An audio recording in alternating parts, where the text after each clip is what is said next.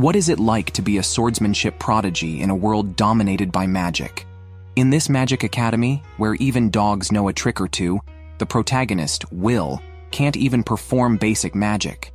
During a magic class, after teaching a spell, the teacher calls Will for a demonstration. He is supposed to control flames with a catalyst. Isn't this just setting him up for failure? Will can't even produce a tiny spark. The teacher is unsurprised, and the other students burst into laughter. Even the teacher mocks Will, calling him a model student only good at academics. The top students can't wait to show off, waving their wands to produce fierce flames. The teacher is displeased with such unauthorized actions. Cheyenne claims he was just trying to help Will, who seemed uncomfortable, but as a top student, the teacher lets it slide. In this world, magic is supreme. Magic is authority, and magical power is strength. This academy honors magical talent above all.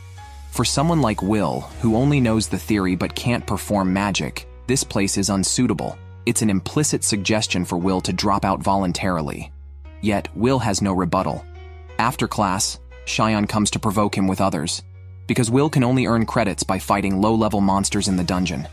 Cheyenne mocks him for this, which Coretto, one of the few who are kind to Will, witnesses. She knows how gentle and hard-working Will is, but kindness and effort alone can't make one a sorcerer, let alone reach the esteemed title of the Supreme Five Staffs. Cheyenne leaves with these words, taking his followers with him.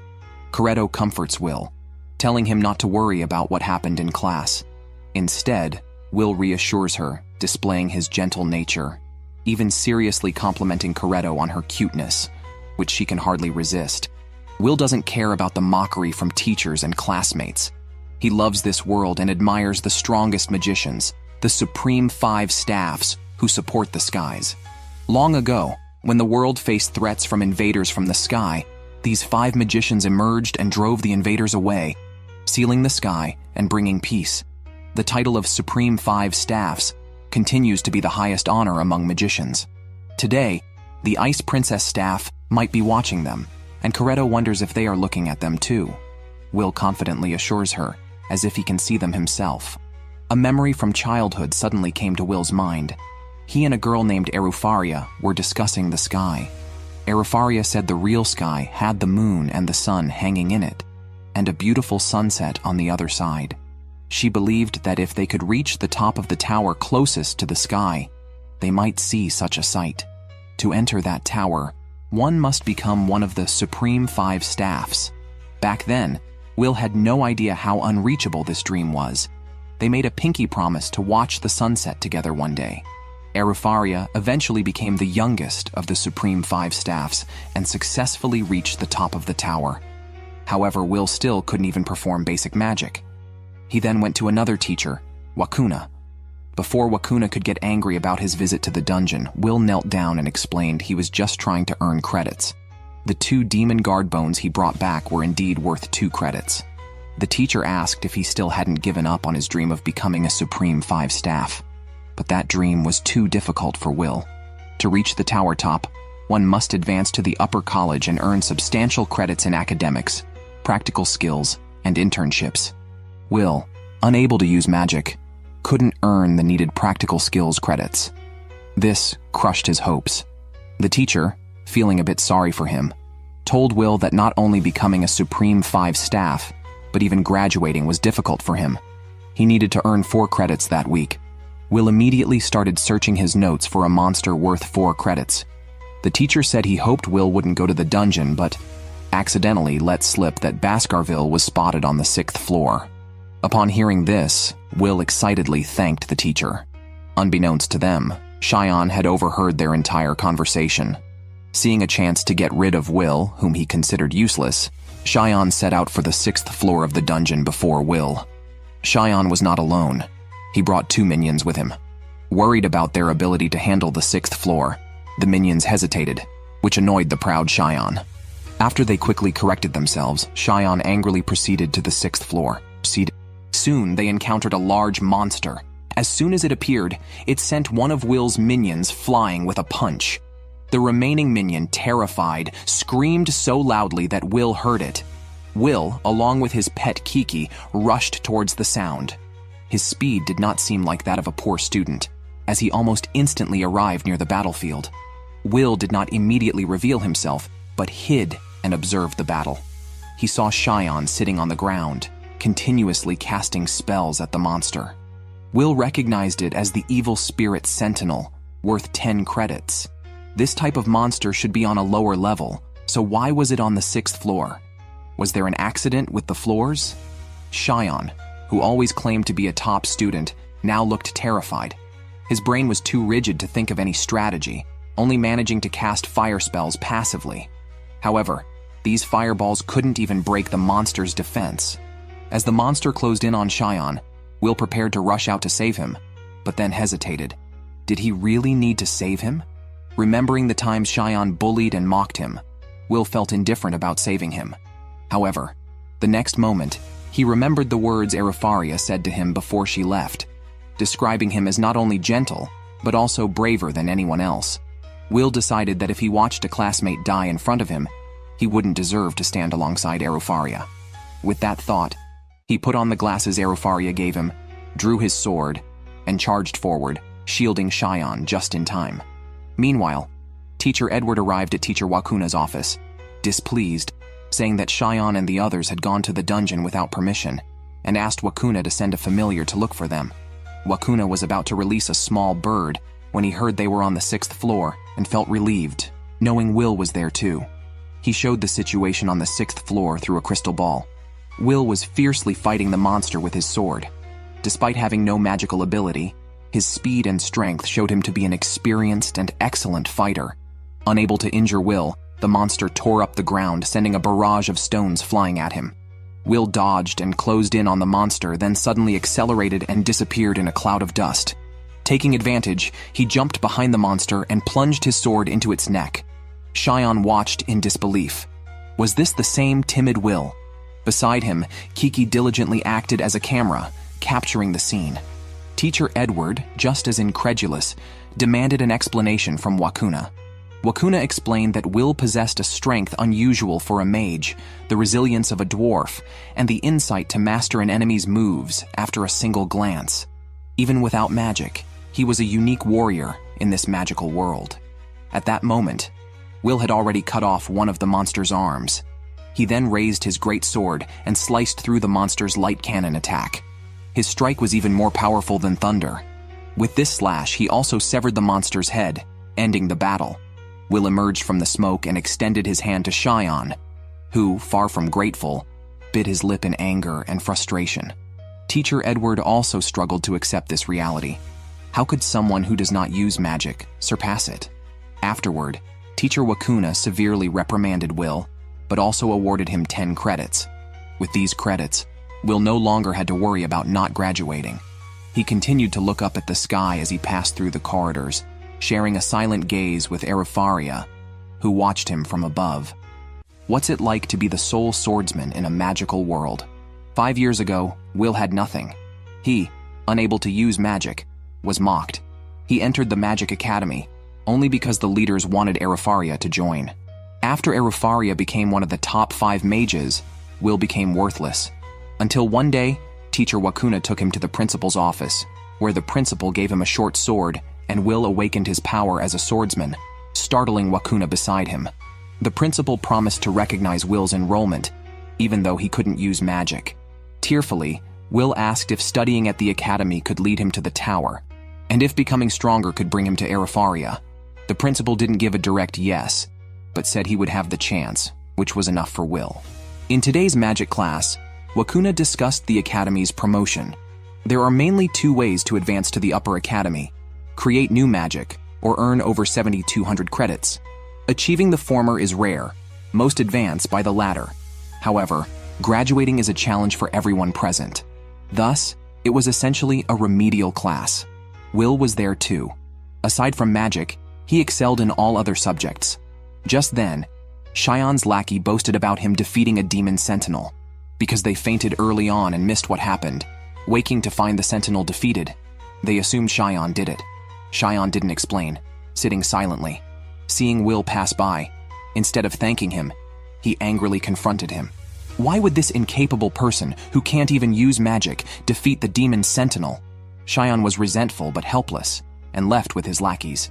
Meanwhile, Teacher Edward went to the principal, hoping to have Will expelled, unable to accept someone who surpasses magic without using it. The principal comforted him with a smile, showing him Will's excellent grades in other subjects, suggesting he could become a magical engineer or pharmacist after graduation, as long as he doesn't aim to be one of the top 5 mages. But Will's goal is exactly that, leaving the principal speechless. He suggested letting Edward test Will with Will's future depending on the outcome. Edward gladly accepted and went to find Will. Here's the accurate and concise translation of your text. At this moment, Will and Coretto were together picking up their textbooks.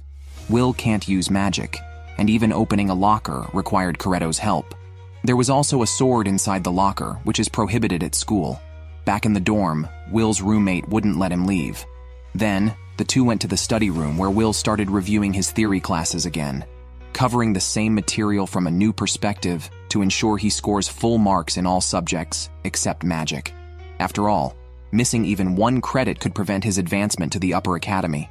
Suddenly, Coretto noticed a white hair on his head and shyly asked Will if he should pull it out, but Will declined.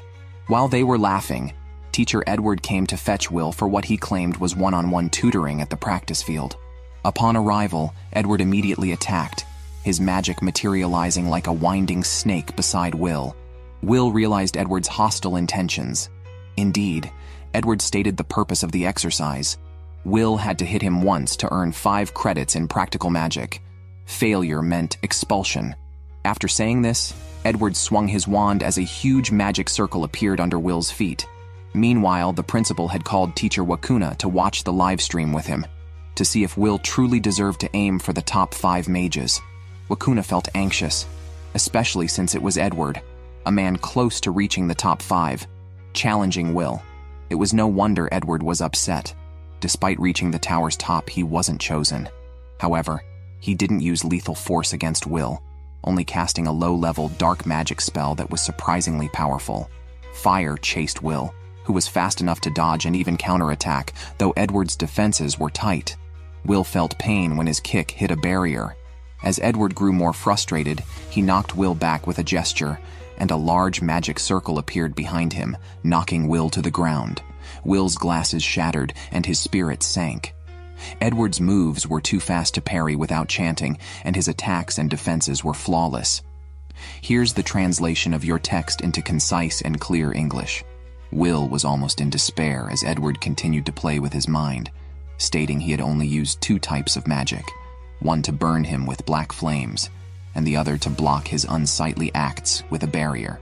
Edward then demonstrated the ability to multiply a single spell, creating multiple magic circles behind him. Will fired simultaneously while scrambling on the ground to dodge, as Edward waved his wand like a conductor.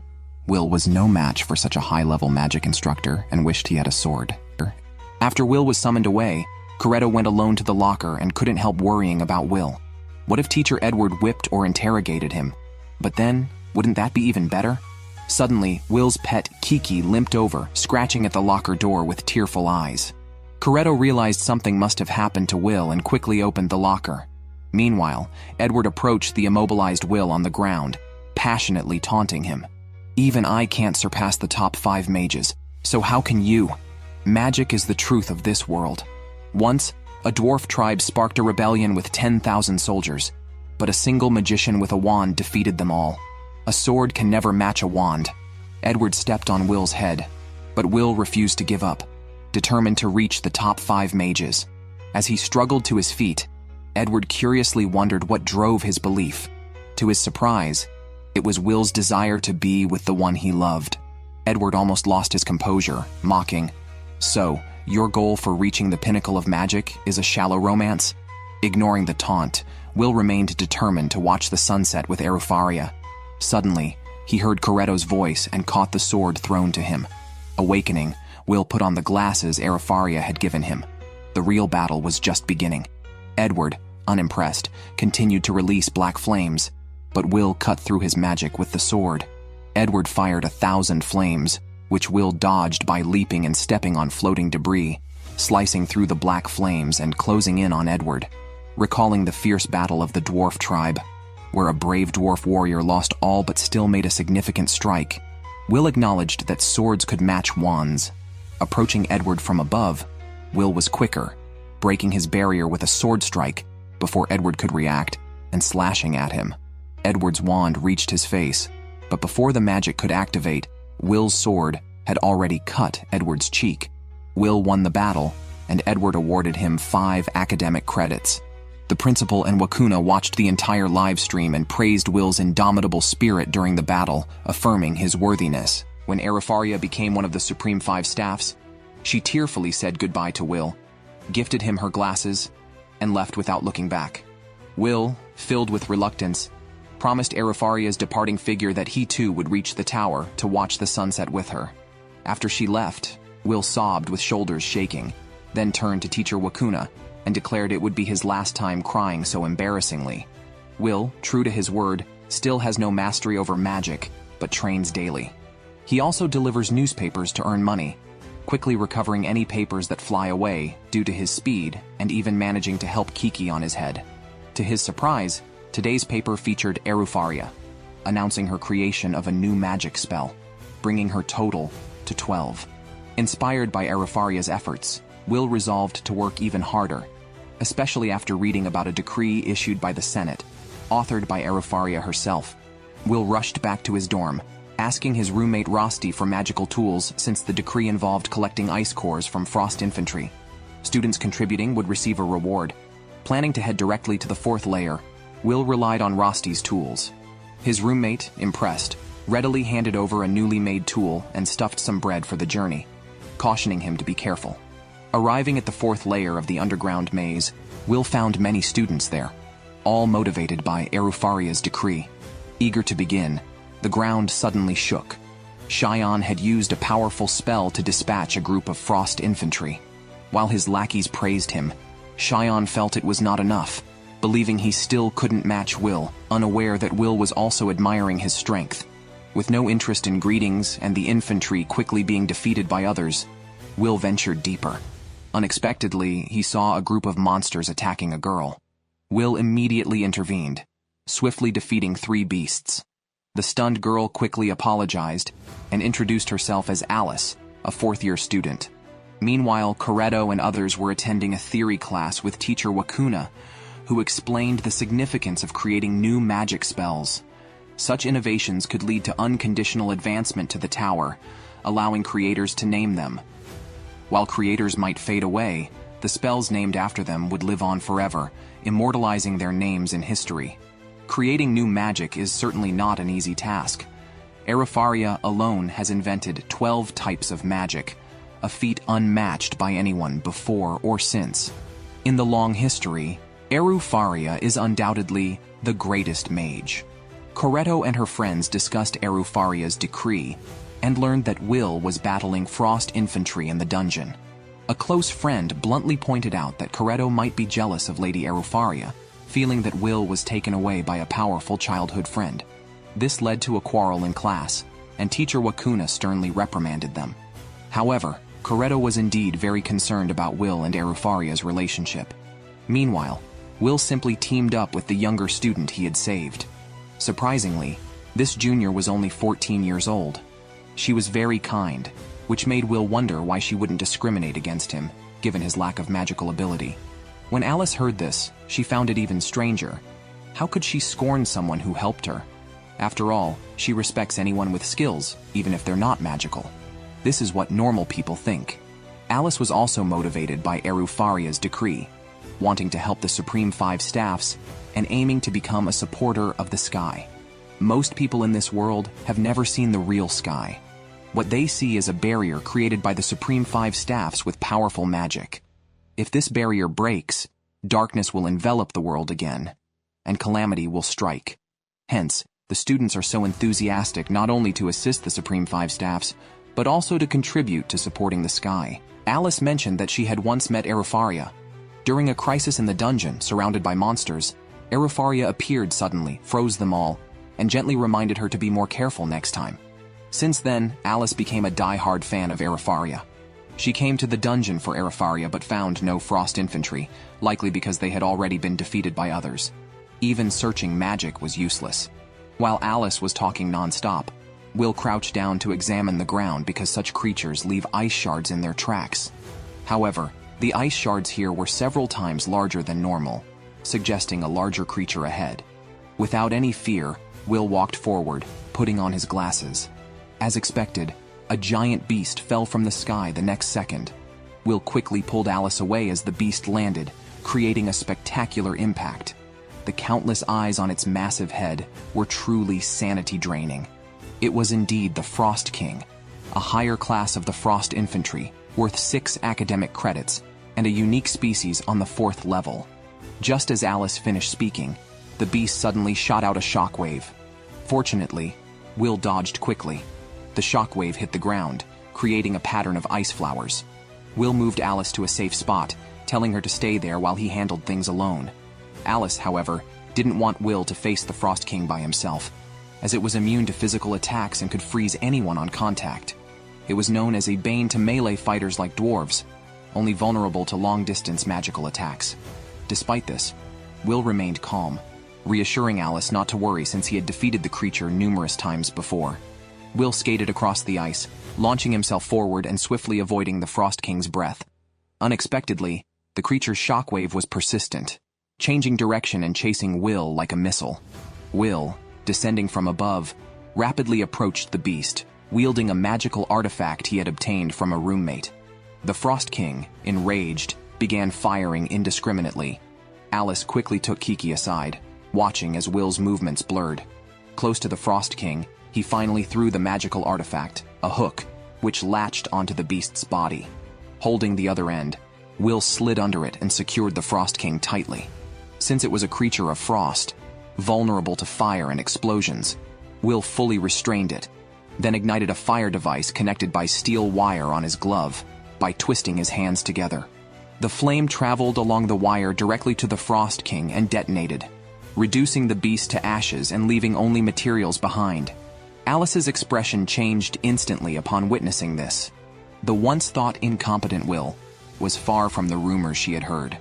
Contemplating how to repay him, she heard Will calling her name, smiling and indicating they could return, as the Frost King had left them with plenty of materials. Alice's smile quickly returned. Upon their return, Alice headed straight to the Mage's Tower, removing her disguise on the way and entering a grand hall. Seated there were the Supreme 5 staffs, though the central seat was vacant. Araria was among them. Alice reported her discovery at the academy, mentioning Will, an interesting talent who couldn't use magic.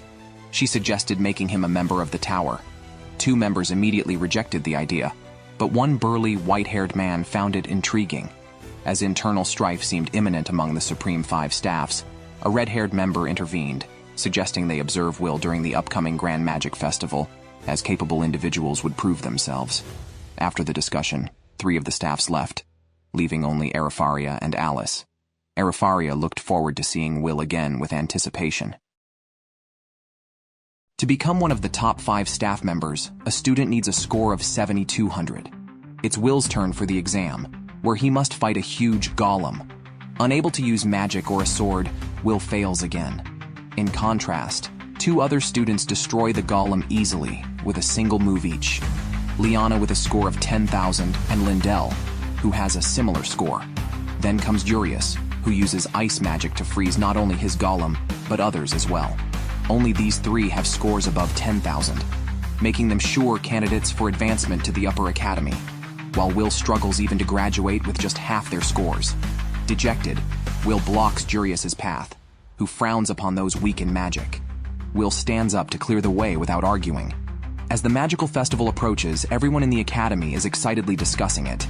This festival, held every 2 years, includes competitions and the chance for top mages to scout talent.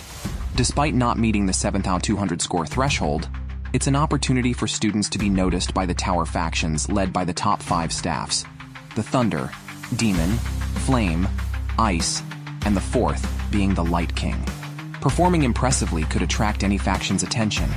Meanwhile, talent scouts from the Magic Tower will also be present.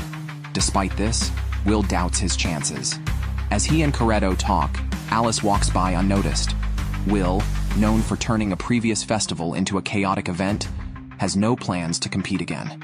As the festival nears, students practice their magic more fervently. Coretto helps Will open a locker, sensing a barrier nearby. They send Kiki to remove it, revealing a hidden door leading to students gambling, including Cheyenne and his cronies. Cheyenne is displeased to see Will but doesn't confront him with Coretto there. Will asked why he was here. Before Cheyenne could respond, his lackey eagerly explained that they weren't concerned about the betting odds. Cheyenne wasn't jealous of the top 3, including Lindell. Frustrated, Cheyenne slapped each of his followers, asserting he hadn't lost to them. He claimed his lower scores were only due to failing the academic tests, insisting he was more skilled in magic. Will seriously watched Cheyenne boast, which only aggravated him more. After class, Coretto bravely suggested he could accompany Will to the dungeon, but Will had to work at a tavern that night. Located in a civilian area, its customers were mostly overworked dwarven miners. Will was well acquainted with them. The miners, aware of the upcoming magical festival, encouraged Will to participate, which he quickly declined. Right after, the boss reminded him not to slack off and to learn from his roommate Rosti, who worked efficiently and enthusiastically. Though Rosti was liked, the miners preferred Will, calling him their dwarven brother. The tavern was filled with a jovial atmosphere. While washing dishes, Rosti questioned why Will, with his connection to teacher Wakuna, didn't pursue a better-paying job. Will didn't want to bother his teacher and enjoyed the company of the hardy dwarves. Unexpectedly, Jurius and his lackeys entered the tavern because other places were full. Jurius, who looked down on Will and the dwarves, quickly angered everyone with a few words and mocked the homeless state of the dwarves, whose world had been destroyed by invaders from above, forcing them to flee to this world where they have been bullied and not allowed to retaliate against the noble mages. Only able to glare in response, the dwarves watched as the group mocked the tavern's food. Jurius's comments grew more offensive until Will stepped out and demanded he retract the insults about the dwarves and their hard-grown beans. Enjoying Will's irritation, Jurius kicked a plate, which hit Will.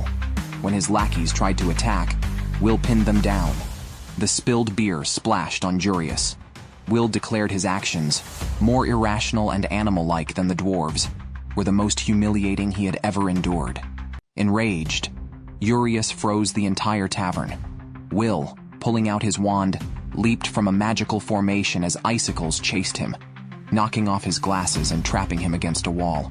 Jurius pointed his wand at Will's chest, creating an ice flower penetrated by the wand, stabbing at Will's chest. Rosti gripped his wand, ready to intervene, but Jurius suddenly decided freezing Will here wasn't enough to appease his anger. He ordered Will to participate in the magical festival, intending to humiliate him publicly. Will shattered the ice column with his body, seized Jurius's wand, and agreed to compete, but demanded that if he won, Jurius must apologize to the dwarves. The highly anticipated magic festival has finally arrived, starting with the Sky Race, akin to Quidditch in Harry Potter. Liana, one of the top students at the academy, took the lead and set a new record by winning the Sky competition for the second consecutive time. After watching this event, Alice left immediately as she had work to do and wanted to cheer on a senior student. Once she put on her glasses, her voice noticeably changed. Cheyenne unexpectedly teamed up with Will. It seems even a tsundere cannot resist a beauty trick, requested personally by Coretto. Coretto had hoped for a private world with the beauty, but to his surprise, Will was there too. The condition for entering the final championship was that each team's total credits had to exceed 21,000. Coretto had to ask Cheyenne for help to allow Will to participate, given that Cheyenne nearly had 10,000 credits himself. Cheyenne was almost furious, yet Will didn't even look his way, instead making eye contact with Julius behind him. This further shattered Cheyenne's defenses. Despite feeling deeply humiliated by Will and now being ignored, Cheyenne reluctantly joined the team. The afternoon session of the Magic Festival was about to start, with the commentator surprisingly being Professor Edward. The host provocatively claimed that Edward was the most disliked teacher. Imagining how many times he might have been hit with a wand in students' fantasies, Edward exuded a sinister aura, warning the host to prepare a coffin for the next class. The host quickly apologized and announced the start of the championship battle. The championship was divided into 5 battlefields: volcanic, swamp, rocky desert, grassland, and forest, and it was the only event featuring teams of 3. Contestants started at the outer edge of each arena and had to make their way to the central arena, with the first team to seize the crown declared the winner. In addition to the harsh natural environments, The 5 battlefields were equipped with numerous traps crafted by the teachers. During the journey to the arena, contestants could either take the shortest route through obstacles or hinder other teams, making it a true battle royale that tested the students' ability to adapt to unexpected situations. The host excitedly informed everyone that in unofficial private bets, Team 12 led by Lindell and Team 9 led by Jurius were tied for most popular. He had bet all his wealth on Lindell. Besides these two teams, Team 6, featuring Will, also deserved attention. Despite having the strong substitute player Cheyenne, their popularity was the lowest because of Will's presence.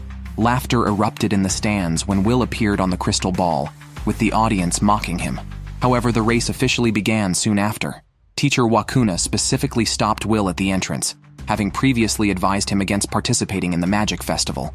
Yet Will, showing a resolute expression, declared that even if ridiculed, he wanted to win the race. As the start signal for the race sounded, all contestants rushed out, first encountering the forest of golems. Surprisingly, Will took the lead. Skeptics in the audience scoffed, doubting his ability to defeat the golems, but they were quickly proven wrong when Corretto magically crafted a gauntlet for Will, who knocked down several golems with a single punch, sending a shockwave through the air. One of the mocking spectators was doused with a drink, proving that even without magic, Will's combat skills were impressive enough to astonish everyone. Thus, Will's team was the first to break through the forest of golems, with the most skilled Cheyenne unable to demonstrate his strength and seemingly just tagging along behind Will, which made Cheyenne even more withdrawn, questioning the significance of all his efforts so far. Team 6 swiftly entered the rocky desert area, where they were met with numerous giant stone cannons. Will and Corretto coordinated once again. Will shattered the ground with a punch, while Corretto used the airborne debris to form a wall that blocked the cannonballs. He then created countless swords for Will, who threw each one with precision, destroying a cannon with every strike. After demolishing the final cannon, Team 6 easily passed through the rocky desert, leaving other teams far behind. Cheyenne continued to coast along. Spectators outside began to sense something was amiss, wondering how the supposed weakling could be so formidable. Edward clarified their doubts, explaining that Will's skills were those of a person dedicated to conquering dungeons, utilizing knowledge and experience to eliminate unnecessary actions, thus enabling precise and rapid breakthroughs. At this time, Alice was the most excited, cheering on Will loudly.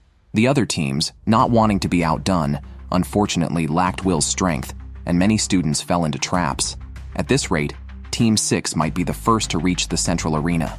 Unaware of this, Jurius's team was clueless until they sent someone to investigate and discovered they were trailing Will's team. However, Jurius remained arrogantly confident, saying it was not a problem as he turned the ground he walked on into ice. Meanwhile, Will and his team had reached the final battlefield, the Forest of Magical Trees. Upon entering, numerous chains appeared, clearly the work of Teacher Edward. Unexpectedly, Will picked up his sword and skated around the perimeter of a magic circle, digging it out to face another circle, causing them to neutralize each other. Thus, they also passed this level with ease. Unable to resist, the host asked Teacher Edward for his thoughts, to which Edward simply clicked his tongue in annoyance. Will knew that approaching the arena would increase the likelihood of encountering enemies. Each team was likely to engage in combat in this forest, so they planned to maintain their lead and set an ambush, taking advantage of the terrain to confront Jurius. However, the next moment, an ice spear pierced through his cloak. Jurius had already moved ahead of them, alone, with a proud smile, launching countless ice spears with his wand. Will dodged continuously, not expecting their final showdown to start here. Both men had ignored Cheyenne, infuriating him. He had reluctantly coasted along, and now he felt invisible. His anger materialized as he chanted a spell and unleashed a massive fire attack aimed at Jurius. Corretto sensed danger and urged Will to escape, quickly erecting an earth barrier. The mighty flames surged towards Will instead. Cheyenne struck his teammate at a critical moment, causing a backlash that shook the entire venue. Will was confused. What's going on? Why am I being attacked by my own teammate? Cheyenne had targeted both Will and Jurius, and now he demanded a duel with Will, attacking immediately. Will dodged swiftly. Corretto tried to help, but was blocked by an ice wall created by Jurius, who was unscathed from the earlier bombardment and now aimed at the interfering Corretto. Will heard Coretto scream but had to parry Cheyon's attacks first. His sword was knocked away. Cheyon looked down at him from above. "Pick up your sword, you slacker." With his opponent pushing him too far, Will had no choice but to fight back to the end. Will took off his glasses, looking confused. "What's going on? Why did my teammate attack me?" The forest had turned into a sea of fire. Cheyon demanded a duel with Will and fired a shot without explanation. Coretto was isolated outside by an ice wall raised by Jurius. A big brawl started on the spot. Will had no choice but to focus on the enemy in front of him, pulling out his sword to accept Cheyon's challenge. Initially, Cheyon felt pity for Will when he was bullied by others, with a note on his back saying, "I am a worthless incompetent." Unable to stand it, Cheyon burned the note and asked Will to be his follower to at least keep him from being bullied. However, Will ignored him. Cheyon turned him around, and Will, without a hint of sparkle in his eyes, told him to get out of the way, then picked up his things and left quietly. Cheyon was annoyed because that guy didn't regard anyone highly, which made him start disliking Will. Now, he finally had a chance for revenge. With a wave of his wand, a fire dragon rushed straight at Will. Will jumped aside but was caught by the leg and flung away by the fire dragon. Fortunately, he managed to cut it off with his sword, but the flames exploded. Will had to retreat to avoid them. The more Will dodged, the angrier Cheyon got, questioning why he wouldn't fight back. At such a time, Will still cared that they were teammates, and his main enemy was Jurius, not Cheyon. Hearing this, Cheyon got even angrier. Meanwhile, the audience was in an uproar. Team 6, which had been leading, started infighting. The host asked Professor Edward for his opinion. Edward was just enjoying the show, saying that regardless of the reasons, infighting should never happen. "Looks like the talent scouts sent by the tower will have to deduct significant points for this." "Oh, what a pity," Edward said, his face alight with excitement. The talent scouts indeed thought so. Although Cheyon ranked 4th in his grade, the infighting certainly lowered his evaluation. In the audience, Alice took a seat next to Rosti and loudly cheered for Will, telling Rosti that Will had been introduced to her by someone.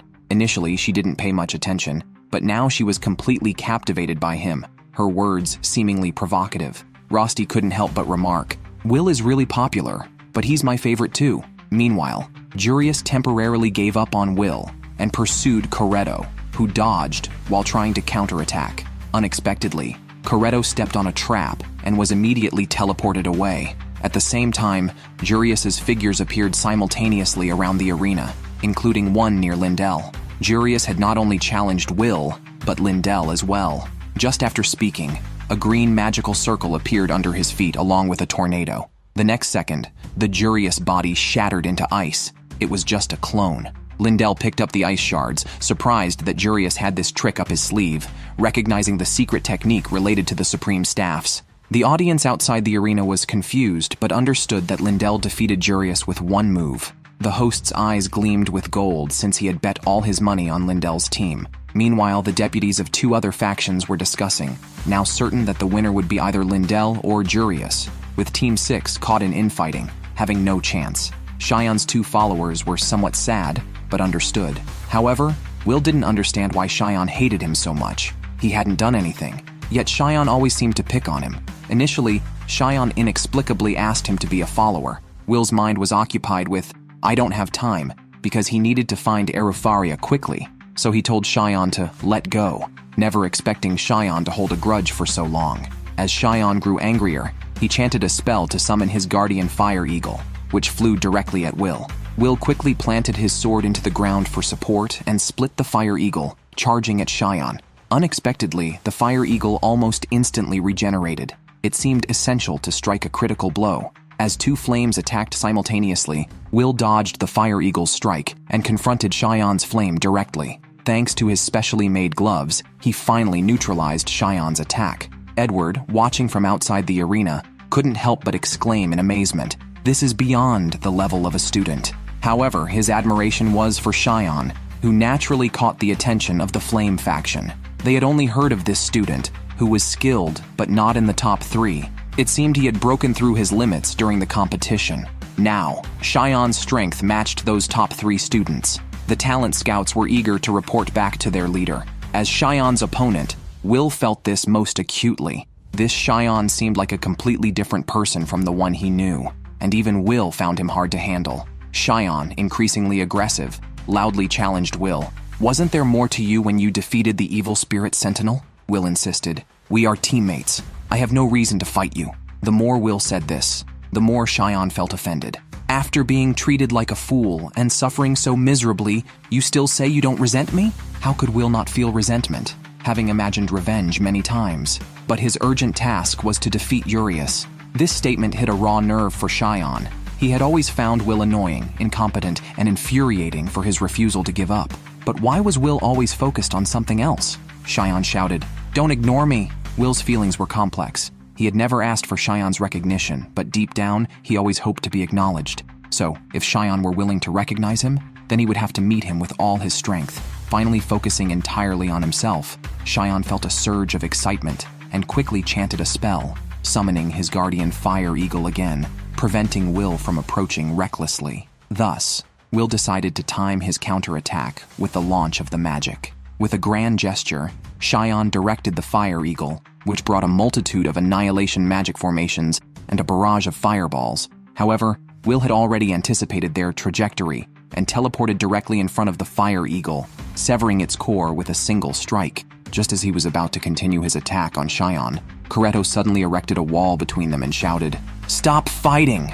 Both turned to see Coretto, disheveled, claiming she had defeated Jurius, though he had vanished suddenly. Only then did Cheyenne notice Coretto's tattered clothes and quickly covered his eyes, though not completely. Coretto urged Will to hurry on, as he still had to settle the score with Jurius. Cheyenne, unwilling to be interrupted, was about to complain when Coretto stepped in, hands on hips, scolding. Thoughtfully, Will draped his jacket over her, remarking that girls should be careful. Smiling, he thanked Coretto, noticing her bashful expression. Now Cheyenne was not only a clown, but also a loser. Meanwhile, Jurius's team had already entered the arena first and was the only team present, victory within reach. But the next moment, Will landed in the arena like a thunderbolt, declaring, "Let's settle this, Jurius." Araria always looked up at Will in the sky, either sleeping or watching under the tower.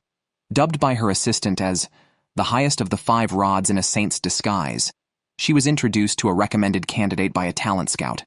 The top pick was Jurius, whom the Ice faction hoped would become Araria's successor. After reviewing the information, Araria acknowledged his abilities. Meanwhile, Will arrived at the central venue, confronting Jurius. Seeing Will, Jurius felt relieved, knowing that without shaming him, victory would be easy, something he was not content with. Will put on his glasses, and Jurius waved his wand, turning the crushed ice into a foggy assault. Will, blinded by the fog, sensed the magic moving rapidly. He wondered if a 3-person ambush was planned. Suddenly, an attack came from behind, but Will dodged just in time. With the enemy hidden, Will could only dodge by running and searching for their location. After avoiding 3 attacks, he leaped towards Jurius below. However, before reaching him, he was hit by a 4th attack. As the fog cleared, Jurius and his 2 companions stood still, never having moved.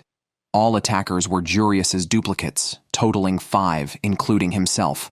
Recognizing the magic, 1 duplicate exploded in front of Will, freezing him.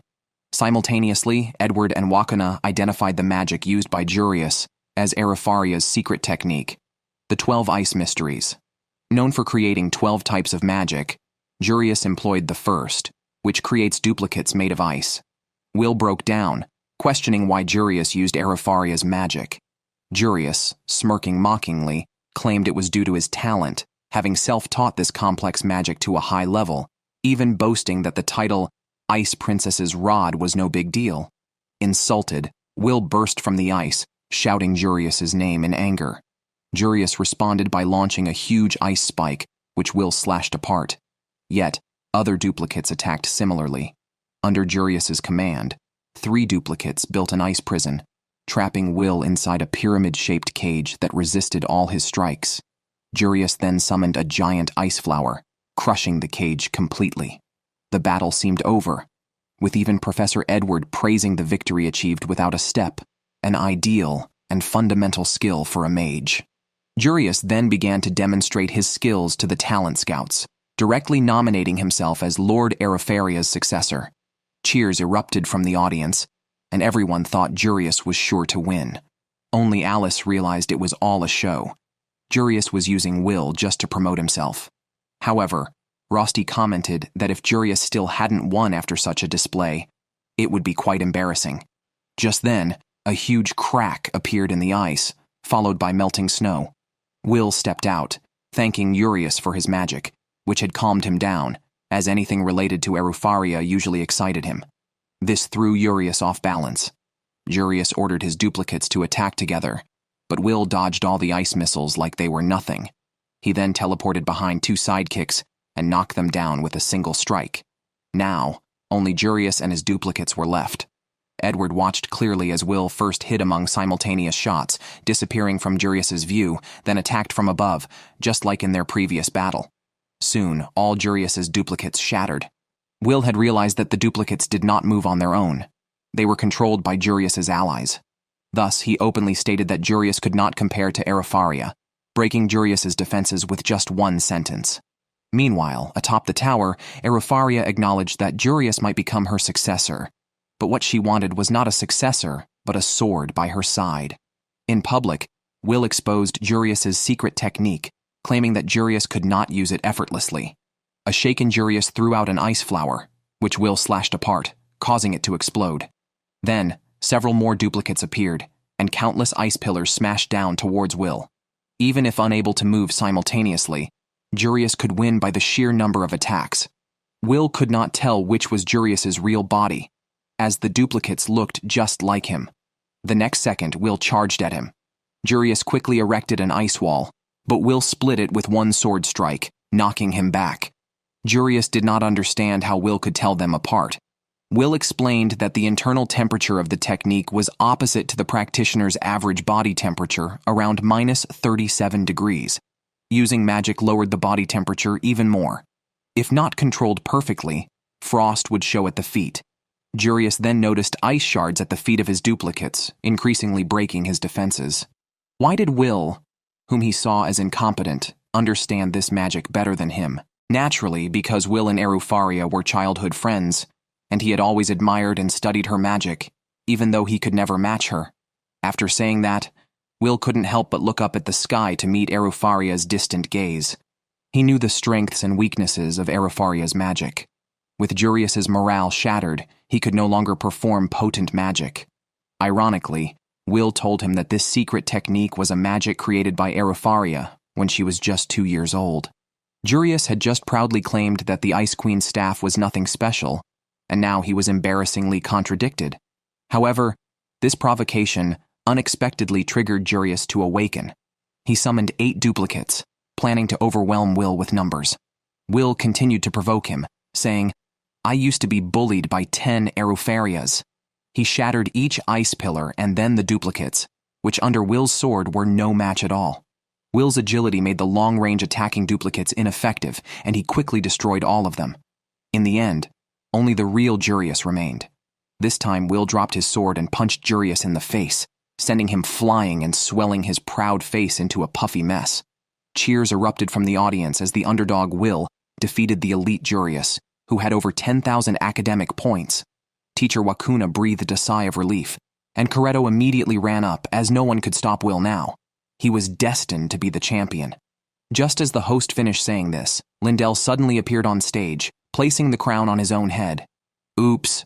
Sorry for interrupting your duel, but I've already won," he said, causing even more excitement for the host, who had bet everything on Lindell. Although surprised, Will quickly accepted this outcome. For him, defeating Jurius was the real victory. Watching the shiny stars falling from the sky, Will knew Araria was also watching him, and he had kept his promise.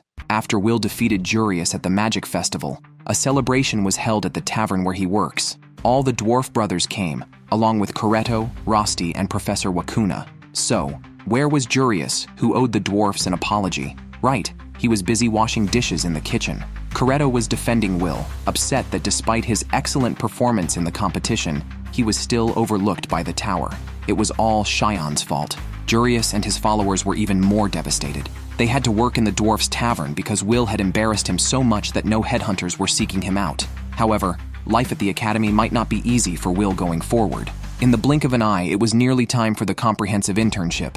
The 6th-year students had to explore the dungeon for a week. Everyone was discussing forming teams. Unexpectedly, many students approached Will because, at the last Magic Festival, He had single-handedly defeated Jurius, who was among the top 3 in credits. Though they still called him a laggard, their enthusiasm surprised Will. When Liana and the other 2 top students passed by, they did not join in. Instead, Coretto burst in, loudly scolding them for their previous disdain for Will, calling them selfish. They saw that Will was upset. However, Will was actually thrilled, thinking everyone wanted to befriend him.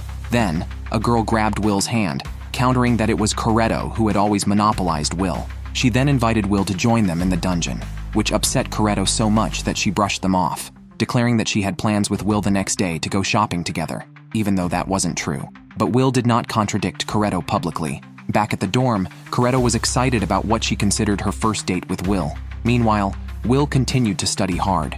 His roommate Rosti asked if he was going to the dungeon again the next day, but Will said he was going shopping with Coretto. Hearing that he was going out alone with a girl, Rosti suddenly felt threatened and flashed a mischievous smile. The next morning, Coretto dressed beautifully and arrived at the agreed spot. Even if today wasn't a date, she intended to make it one. After waiting a while, Will finally arrived. His bright smile instantly captured Coretto's heart. They exchanged greetings, and Will stared at Coretto for a moment, complimenting her outfit and hairstyle as very fitting and different from her usual self, which made him a bit nervous. Coretto, hearing this, became even more flustered. Just then, Rosti arrived out of breath, insisting on joining them. He claimed that shopping would be more fun and happier with more people. He walked up to Will, slid down his arm, and took his hand. Coretto was stunned when she saw this, and even more so when Rosti interlocked their fingers. "Do friends hold hands like this?" Rosti also turned back and made a face at her, clearly on purpose. Coretto was deeply affected. Throughout the day, every time Coretto tried to get close to Will, Rosti would suddenly appear. Coretto felt like a third wheel, unable to interrupt their interaction. She watched helplessly as her beloved Will seemed to be taken away by another man. When she finally got a moment alone with Will, Coretto immediately mentioned that he and his roommate seemed too close and asked if Rosti was actually a girl given his beauty. Will confidently stated Rosti was a boy as they bathed together daily, and Rosti was even more impressive. Coretto wanted to say more, but Rosti came back with 2 drinks. The reason for buying only 2 was that he intended to share one with Will. Hearing this, Coretto handed her drink over. Both had their grievances and eventually sent Will away. Coretto bluntly asked if Rosti had feelings for Will beyond friendship. Rosti pinned her against the wall, admitted it, and said he liked Will more than anyone else, and mentioned their intimate nightly baths, deliberately making it sound ambiguous as if they were involved in more. Meanwhile, as Will passed through a small alley, Liana suddenly called out to him. She led Will to a cafe and pushed open a door, revealing a room full of his acquaintances. The first to be seen were 2 jesters, Shion and Jurius, followed by Lindell, the champion of a recent competition. These 4 were also the top students at the academy. Liana clearly stated her reason for calling Will. Starting next semester, they would undertake a comprehensive internship, and she wanted these 5 to form a team to explore a dungeon. The other 3 were unaware of this, causing Shion and Jurius to immediately express their opposition, knowing their dislike for Will. Wondering why Liana, who was often clueless to the tension, had brought him here, Shion broke down again, shouting, "Don't ignore me," as he attempted to grab Will. But in the next moment, they were pulled into Lindell's illusion. Lindell, appearing gentle, spoke sarcastically. "When did magicians become as barbaric as dwarves?" Shion then let go, allowing Liana to continue. Her idea was simple. She wanted to team up with the finest magicians of the year, including the dazzling Will. Will had unique qualities that would be useful in the dungeon. Shion and Jurius immediately objected, still holding their prejudices against Will. Lindell mocked their petty pride and hostility, saying, "Your words are just the bluster of a defeated dog. How can you still look down on someone who has beaten you? I doubt your character." He then praised Will's performance. As the top student, Lindell showed respect for Liana's choice of the inept Will, leaving Shion and Jurius unable to refute. Liana's ambitions went beyond merely working in the tower. Staying in the academy was undoubtedly for those who were inferior and unsold. She carried the duty to prevent her family's decline and needed to become one of the highest 5 staves. With the ambition present in all attendees, forming a team of the strongest 5 promised great success. Liana asked those willing to place a coin in a cup. Lindell and 2 others agreed immediately, sharing the same goal. Will had no reason to refuse either. After leaving the cafe, Will met with Coretto and Rosti and informed them that he would join Liana for the comprehensive test. The comprehensive test was only 10 days away. The dungeon would open its restricted 7th to 10th levels, offering students a chance to earn over 1,000 credits in one go. However, the test was dangerous. Last year, 4 students were devoured by monsters. Teachers would patrol the dungeon continuously. Though not mentioned by name, Will knew Professor Edward was referring to him, advising against reckless bravery. They should not aspire to the highest ranks, but instead maintain a rational understanding of their own abilities. While Will teamed up with Liana's group, Coretto and Rosti were naturally with him. Rosti, from the Department of Magic Engineering, would stay back and had prepared sufficient magical tools for Will. Finally, amid great anticipation, the comprehensive internship began. Will and his team finally began their comprehensive internship. The leaders of the group charged ahead, with Will determined to make his mark. However, he immediately made a fool of himself by landing face first when Lindell used wind magic to help everyone jump down. A swarm of red ants appeared behind them. Will got ready to fight, wanting to protect the magicians, but Lindell stopped him, saying it wasn't necessary. Liana was already at the forefront, her body crackling with electricity, and she defeated the ants in close combat. Coming from a family of knights, Liana was a rare expert in melee combat magic among magicians. After the fight, Liana urged everyone to move forward quickly. Previously, when teacher Wakuna had given Will extra lessons, he had asked what the most important magic in a dungeon was, revealing it to be detection magic. Due to the constant dangers in dungeons, where monsters could appear suddenly, this magic was crucial. Will, not knowing magic, felt out of place among the experts and was just dragging them down, with Lindell drawing attention by wiping out monsters with a wide-ranging wind magic and even complaining that Will was more of a hindrance than expected. Unable to even act as a shield, Will began to doubt Liana's judgment. Liana argued that Will just didn't have time to block for them and would prove his worth against stronger enemies, so being a burden now didn't matter. The magicians used their wands to absorb magic essence from the monsters, allowing the academy to verify how many credits of monsters the students had defeated. Unable to use a wand, Will could only pick up dropped items, earning him mockery from Lindell and Cheyenne, with only Coretto offering him comfort. Slapping his face to psych himself up, Will had anticipated this situation from the start and knew he'd have to find other ways to be useful. But as they progressed, he ended up not being helpful at all. A day into the internship, Liana finally agreed to take a break. Lindell used magic to create a fortress of flames, deterring approaching monsters. Meanwhile, Will distributed the food rations, including some for Lindell, who instructed him to just place it on the ground. As an elf, Lindell would not touch anything from those he did not acknowledge. Despite saying he didn't mind, Will showed a sad expression, respecting their customs and culture. Elves, like dwarves, are immigrants from another world, but they are treated differently because they belong to a magical race, have a strong sense of kinship, and often act superior. Their abilities surpass most magicians, and one of the current Supreme 5 staffs is an elven princess. During a break, Liana outlined their next plan. Their main target was the gatekeeper of the 10th floor, worth 110 credits. This gatekeeper was the only one and the greatest challenge of their internship. Liana wanted to take the shortest route to confront the gatekeeper in the best possible condition. Recalling he had only earned 5 credits today, Will was eager to earn more and not fall behind.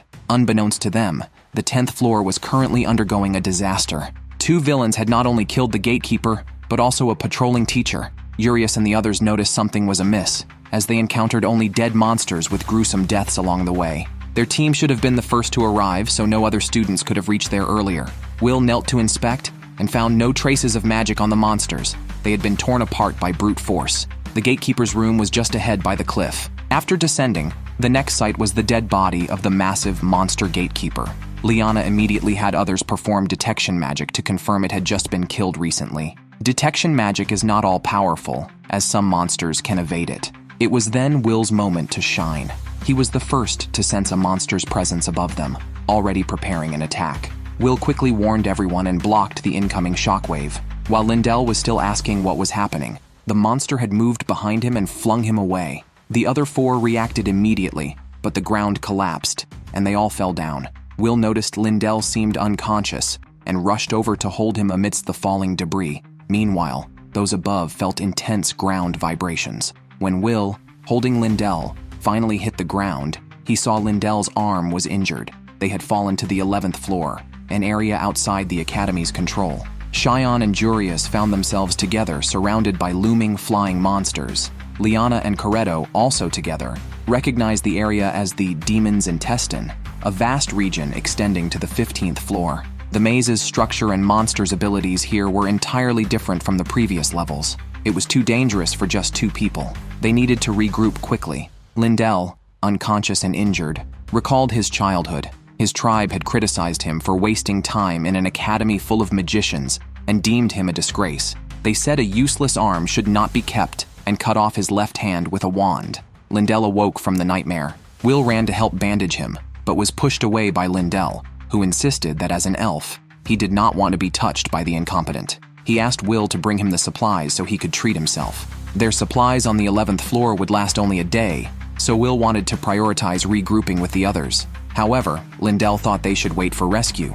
Will bluntly told him that without action, they would die, especially with such monsters on the 10th floor, making timely rescue unlikely.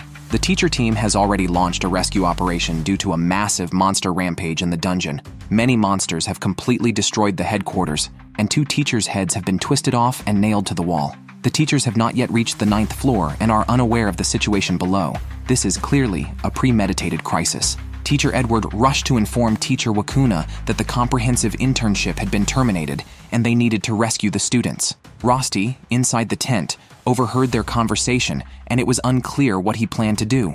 Meanwhile, Will and Lindell continued to move forward. Lindell kept using detection magic, but Will reminded him that this only consumed his magical power. They would be more efficient working together, with Will and his pet handling nearby scouting. Lindell only needed to guard against distant enemies and avoid large groups of monsters. Listening to Will's orderly instructions, Lindell gained a new appreciation for him. He wondered how Will could remain so calm under these circumstances. For Will, he had no choice but to earn his credits through the internship, having almost scouted the entire dungeon.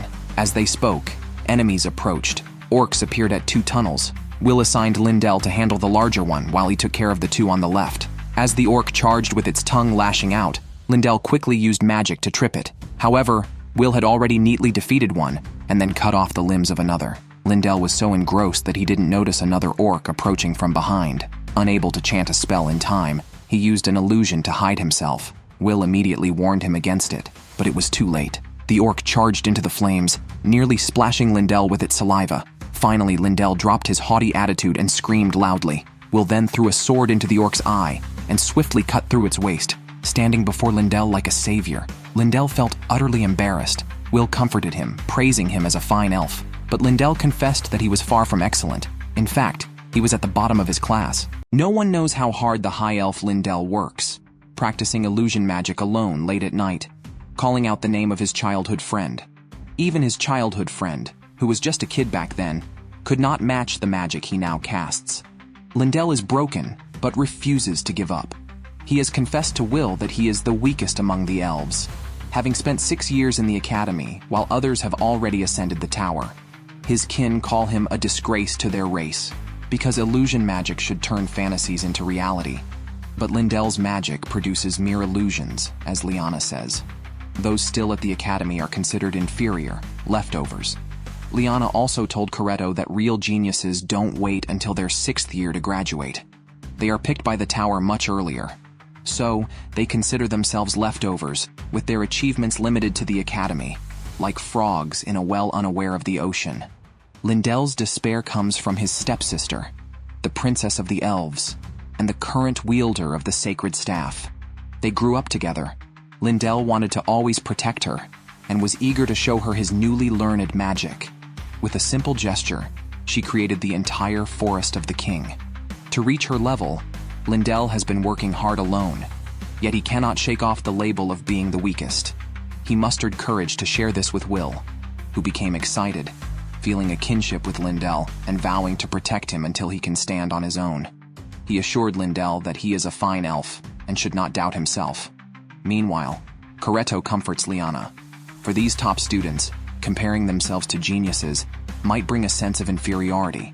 But Coretto knows Will, who despite being mocked as incompetent, never gives up and has faced much more than Liana and her peers. After opening up, Lindell agrees to work with Will, willingly supporting him from behind. Watching Will's crisp actions slicing enemies in half, Lindell is shocked by how effortlessly Will fights despite the long battle.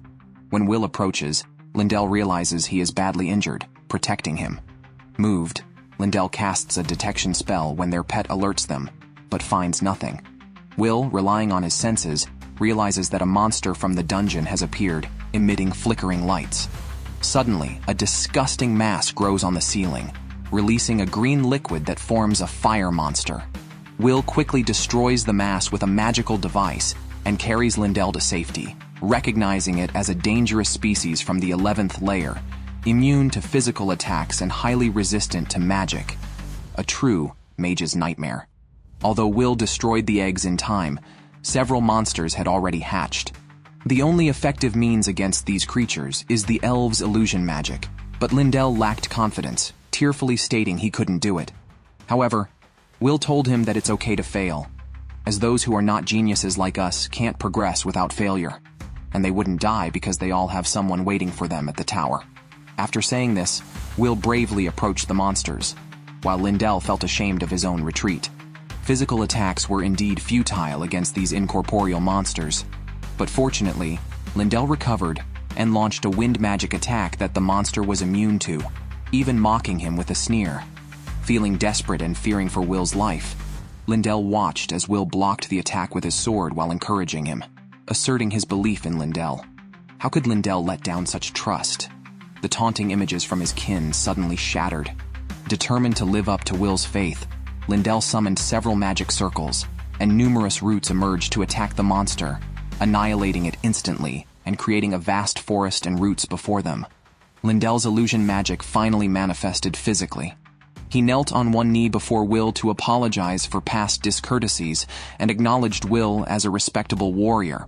Will also confessed his respect for Lindell, and they shook hands and moved forward. Will still held the magic map given by Rosti, and their pet remembered the sense of Liana and Cheyenne. Their primary task now was to regroup with their companions. Among the teams, Cheyenne and Jurius had the most discordant atmosphere. Jurius wanted some water, and Cheyenne told him to just conjure some ice. They soon argued, but when Jurius used a detection spell, Cheyenne, sensing danger, quickly pulled him away. Right after they left that spot, a monster appeared and attacked, and more than one. These were all high-level spirit sentinels. Cheyenne stepped forward and instructed Jurius to create decoys for cover. Jurius was arrogantly doubtful that his mere decoys could combat the spirit sentinels. But Cheyenne, filled with hatred because Will had once saved him from such sentinels, giving him the biggest humiliation of his life, released the Guardian Phoenix. Meanwhile, numerous spirit sentinels appeared on the upper levels, causing students to scatter and flee. Just as one was about to be trampled, Professor Edward intervened, eliminating the surrounding monsters with a single move and then guiding the students to seek refuge on the 6th floor. He had just finished speaking when Professor Wakuna, riding a dragon, snatched him away, and the two rode deeper underground. Most students had already sought refuge, reaching as far as the 8th floor at most. Only Will's team ventured boldly to the 10th floor. Fortunately, Will's pet, a gift from Professor Wakuna, was connected to his crystal ball, allowing them to pinpoint their location. 16 hours had passed since Will and his team fell to the 11th floor. Everyone was struggling to hold on. Liana felt guilty, blaming her eagerness for getting the others involved. Coretto didn't blame her, though. If anything, the blame lay with the monster on the 10th floor. She kept busy along the way, dropping ore stones so that Will might find them in time. Unexpectedly, Will and Lindell first ran into Cheyenne and Jurius, and saw Cheyenne standing on a heap of spirit sentinel corpses. Lindell was shocked, asking if Cheyenne had defeated these sentinels alone. Before Cheyenne could respond, an ice wall suddenly rose behind him. Jurius, leaning against it, angrily clarified that it wasn't just him. It took two to bring them down. Cheyenne couldn't feel happy seeing Will alive. Will was happy, though worried about Liana and Coretto being possibly isolated. Indeed, the two were in danger. They encountered their deceased teacher, whose head fell off the next second. The Headless Knight rode in the air to greet them, and another man with a mask approached, the instigator of the disaster. Though unclear about what was happening, Coretto took a defensive stance. The Headless Knight crushed the teacher's head, stating they were merely villains intent on destroying the false sky, a barrier known to all. Destroying it would bring calamity as these people aimed to destroy the world. After his declaration, the Headless Knight threw a magic blade. The two couldn't dodge in time, but luckily, Will arrived to block the attack. guided by Coretto's ore stones and the pet's keen sense of smell. Will charged, but the Headless Knight easily knocked him away. Luckily, Coretto and Lindell stepped in to help him in time. The Headless Knight and the masked man didn't linger. They had to retrieve something and were followed by others. Will's group narrowly escaped death but were far from safe. As the Headless Knight summoned the monster from the 10th floor, the Spirit Duke worth 270 credits. The Magic Academy has a 1000th rule, which is also the credit conversion formula set by the tower. A credit for magical creatures is equivalent to 1,000 credits held by a mage. Thus, a Duke of Evil Spirits worth 270 credits converts to 270,000 credits for a mage. When an attack began forming in the enemy's mouth, Will immediately urged everyone to run. They scattered, but the attack's power was formidable. Their only option was to retreat. Lindell volunteered to cover their retreat. Surprisingly, even illusion magic had no effect on the enemy. Fortunately, Will managed to rescue him again. This time, the Duke of Evil Spirits' attack blocked the path, separating them and giving the group a moment to breathe. Will had read about this Duke of Evil Spirits in books. It was a high-tier species that should appear on the 25th floor, likely the work of villains. Although they had narrowly escaped, the Guardians and Sentinels of Evil Spirits were now searching for them. The group was exhausted. Were they going to die here? As the captain, Liana was contemplating strategies. In the end, Will took charge. They planned to defeat the Duke of Evil Spirits. Once the leader was defeated, the rest would fall into disarray, allowing them to find a breakthrough. Will also thought of a battle plan, but Jurius strongly opposed it. Skeptical of Will's last-place plan, Lindell supported Will, saying, "I believe," and Coretto and Cheyenne agreed with Will's idea. Lindell told Liana that he had allowed Will to touch him, hoping she would trust an ally approved by an elf. Liana decided to trust Will completely and handed him the command of the team. Jurius remained resistant, questioning how a plan by the incompetent could possibly succeed. Will wasn't upset, knowing Jurius was key to the plan. He asked Jurius to lend him his power and offered to share the secret techniques of Araria magic in return. Unable to resist the temptation, Jurius agreed, and their operation began.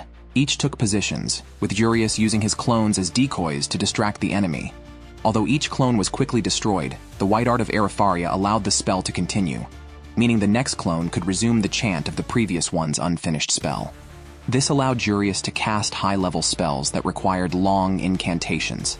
Despite consuming a lot of magical power, Jurius grumbled about Will's plan, but followed through. The others provided cover, using combos to prevent enemy attacks on his real body. Surprisingly, the top student's magic was ineffective against the enormous enemy. It was up to Will's close combat.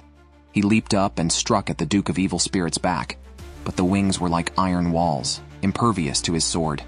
Fortunately, with everyone's help, Jurius completed his high-level spell, though the enemy remained unharmed.